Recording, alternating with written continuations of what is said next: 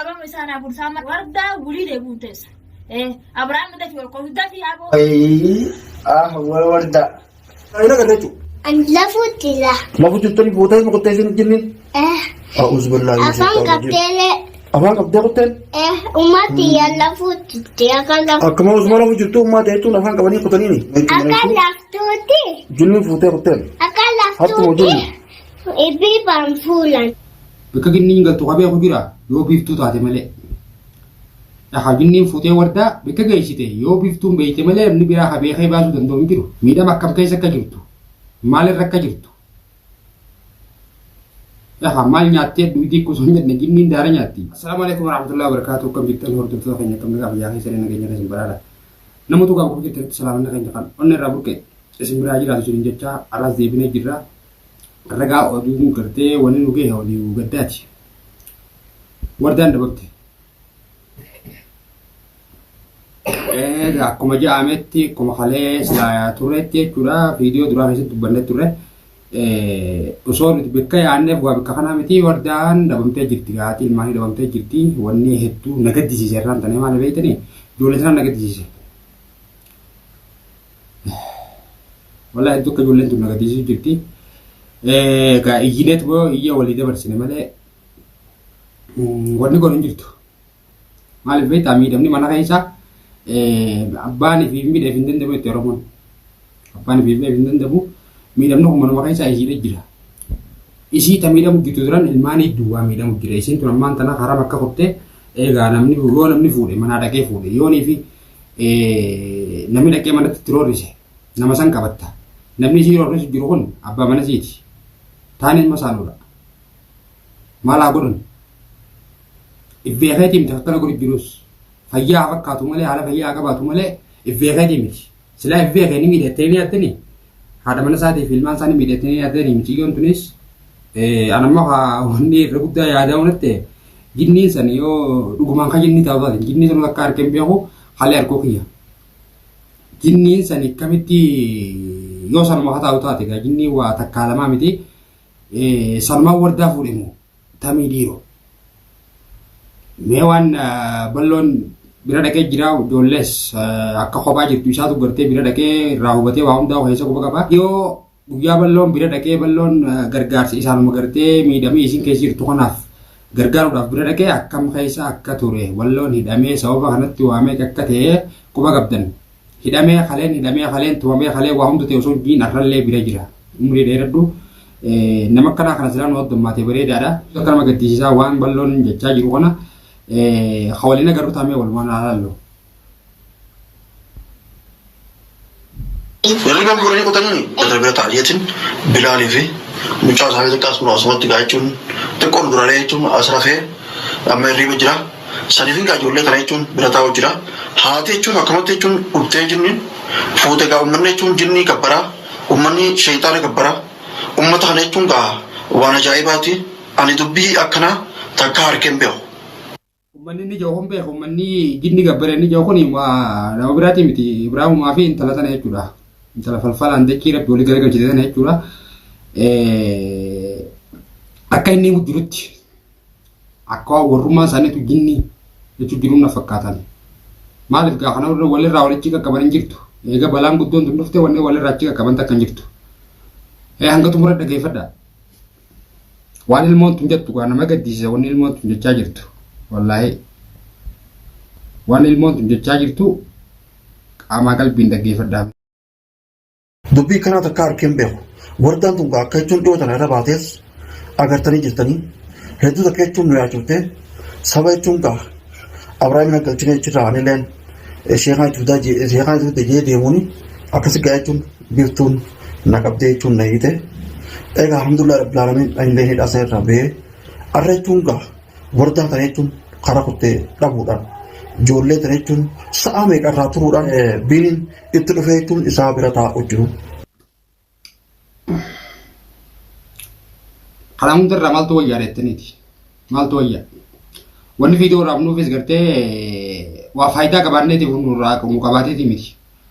Namu gurra haa buutu. Rakkoon wardaadhaan nama hunda bira waan keessa jirtu. Ammallee rakkoon isii itti fufee jira akkuma itti fufee jira. Rabbummaan gaa biraa jiraatu eenyu ka walii tumsu numaa walii tumsa wal bira haa jiraannu osoo jinniin daaraa nyaachifne haadhiyanni jinniidhaa daaraadhaa miti osoo fuutee kutteen osoo jinniin daaraa nyaachifne dhaqqabuudha haala dandeemen akka dandeemetti dhaqqabuudha ammoo wanni fardiin ammaan tana wanni godhamuu qabu ijoollee tana bira mucaan kunis gaataa'uudhaaf rakkoo isaa himatee jira ijoollee tana bira akka hin teenye hojii qaba namni biyya namaa tana keessatti hojiidhaan malee hin jiraatu dalagaa isaa dhabee dalagaa tiyya dhabeetiin ijoollee tana keessa jira akkanan kalee biraa deemee gartee bira jirti jechuudhaan yaada akka isiin bira jirti gartee miidhaman jechuudha inni biraa deemee yeroo deebi'u ijoollee ala jirtu deebi'e ijoollee baatee ala jirtu deebi'e yeroo waan mucaan jiru dhageessan mucumaatu himee bakka isiin butamtee jirtus eenyu akka bute hin beekne mucaan gaajinniidhaa jiru malee eenyu akka manaa bu'aasee haram akka kuttee namni beeku hin jiru kana hundarraa wanni hubannoo hin qabnu hin jirtu jechuudha du'aama goonaa fi du'aama bira jiraadhaa waan biiniin jiru dhaggeeffadha akkamitti akka ijoollee tana dhufee alaa fuudhe ijoolleen tun haala akkam keessa turte ammaafuu haala akkam keessa jirti haramni kuni namni guddaanuu guyyaa tokko osoo nyaanne osoo du'in ooluu hin danda'u ijoolleen tun nyaataan malee jirti dhugaatiin malee jirti dhabaniitii miti nama godhuuf dhabanii malee haati gootuufis biraa fuudhamte ilmoon magantaadha wanni mataan dhukkubsirra guddaan ilmootana jechuudha namoota warri bira jirtan galatooma ammallee ijoollee tana bira jiraadhaa maaliif akkumaan isin jette haaluma jiruuf jireenyaa haa hojiidhaaf namni nu waliin dhaqqabu yeruma fiidiyoo tanaa agarree gaa sagaluma taanaaf malee akka bira deemneetillee bira gartee isiillee barbaaduudhaaf eessatti akka barbaadu yoo namni fuudhe nama fuudhe san eessa akka jiraatu maaliif akka dhufe miidhama isii tana eessa akka geesse hubattee laalta yoo jinniin fuute akkuma jaanseetti akkuma jaaman san yoo jinniin fuute mana jinnii qabee jira bakka jinniin galtu qabee jira yoo biiftuu taate malee jinniin fuutee wardaa bakka geessite yoo biiftuun beeyte malee namni biraa qabee kee baasuu danda'u hin jiru miidhama akkam keessa akka jirtu maalirra akka jirtu maal nyaattee duutii kusoo hin jenne jinniin daara nyaatti jinniin budaadha daaraadha nyaatti yoo daaru waan attoleetii miti akkana jookanas attoleetii miti akkamitti akka isiin tun mul'achuu dandeessu yoo rabbummaan baase malee Abrahaamaa fi Bintu warri biftuudha warri isii tana bakka isiin jirtus himuu danda'an bakka isiin jirtus bakka jinniin tun geessitees dhugumaan jinniin sayyoo fuutees jechuudha waan biniin jiru dhaggeeffadhaa rakkoon uummata nu jirtu rakkoo ijoolleeti. Jiraatiin kun miyyoo tanaa tana akkam taane yaalaa baala yoo muka akkam taane isii tana baabiyyee amma beelattan beelasittira nyaata don godhiniif ijoollee tana dhiiftee biraa kuttee yaabbureeyyan kiyya waan takka nyaata nyaanne ijoollee tun sa'a meeqa amma sa'aan tun efa ganamaa sa'a saditti gabbaate hin agarre jalaa bichaan taa'ee dadhabeeti isaanii gabbee alarta ta'uun itti dhufe alaa fuudhee fide. Wayyaa rabbii yakkam taana. Yaa Oromoo namoota tokko jirtanii sagalee taa'aa du'aa godhaaf irra caalaa wanni isii tana mul'isuu danda'a wanni isii tana gargaaruu danda'a du'aa iteenya du'aa hin biraa jiraannu haadha ilmaanii gaa miidhama keessa turtee isiinis mucaasee karaa wajjiin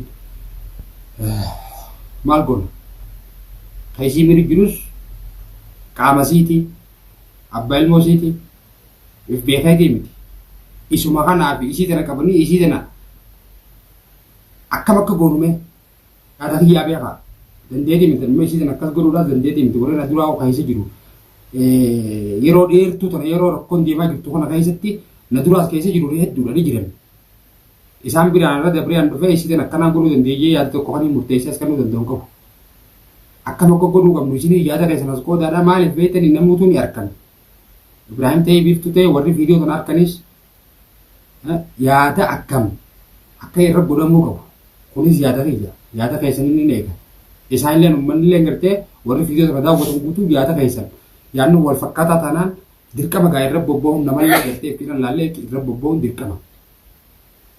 Egaa hammaattee jirti immoo bakka ijoolleen sii beeloytee amma dura hafuudhee sabbaadha rakkoo dila kana naga sabbaadha silaa qoonqoodhaan biratti miidhamu jenneeti amma immoo gaa ni miidhaman balloon isaa jiru hojumsaa qaba kunis hojumsaa jala fiigaa namni halkanii guyyaa ijoollee kana bira taa'uuf hin jiru akka if beekee dhufee ilmaan isaa kana bira taa'achuun waan hin taanes silaa ifuu beekee dila kanaa irratti raawwatu du'a ma godhaa fi bira jira addaa waan silaa ta'amu waan boru bullatte moo hin mul'anne waan itti aanu kan isinii deebinu ta'a hanga suutu gaa du'a ma nuufillee du'aa godhaa isaaniifillee du'aa godhaa nagaan turan isiniin jaa.